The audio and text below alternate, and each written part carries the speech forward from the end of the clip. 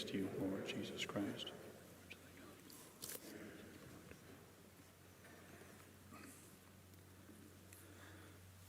St. Martin de Tours died in the year 397. It's amazing it's beautiful how many saints we have in the 4th century. What that means was, the 4th century was a pretty difficult time. It's also a great time, but we have St. Martin who is a former soldier and then had his conversion. So he's one of the patrons for soldiers. I said veterans before, but I guess technically the word is soldiers, all soldiers. So how great we get to celebrate his memorial on this day where in America we celebrate Veterans Day. So a great thank you to all veterans. Both of my grandfathers were veterans in World War II. My dad is a veteran of Operation Desert Storm back in '91. And luckily they all three of them were able to come back to their families. Not everyone is so lucky to do that. And so we also celebrate Memorial Day for them. And this whole month of November, we celebrate our lost loved ones. But why should we in America celebrate veterans and soldiers? Because in America, the purpose of the soldiers are to protect freedom. And this is a very Christian value.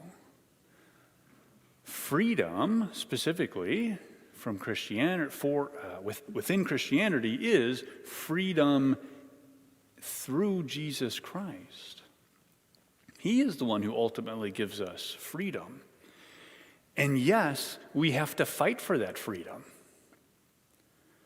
Because once we gain that freedom in our baptism, we now have to fight to maintain, fight to cooperate with God's grace that He has so freely poured upon us. Because we still struggle with concupiscence. We hear many different examples in our first reading. For we ourselves were once foolish, disobedient, deluded, slaves to various desires and pleasures, continuing and on and on. Well, we once were slaves, but we can still become slaves once again, even after our baptism, if we give into the temptations that will remain the rest of our lives.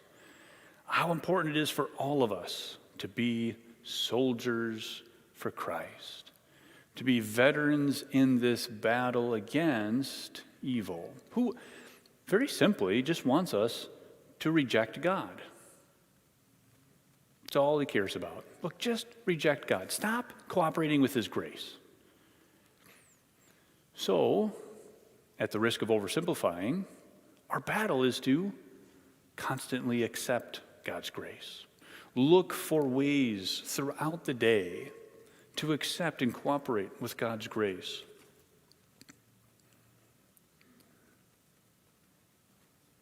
We are reminded today from St. Paul, as he writes to Titus, to be under the control of legitimate magistrates and authorities, to be obedient, to be open to every good enterprise.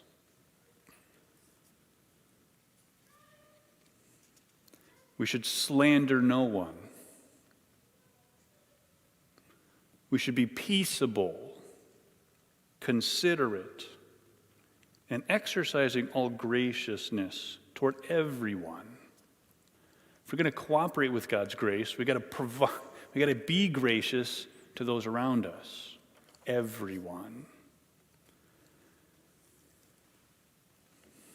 One of the things that helps us do that is having an attitude of gratitude, which we hear about in today's gospel. To come back to Jesus over and over again and say, thank you. Thank you for this day. Thank you for this healing. Thank you for this experience.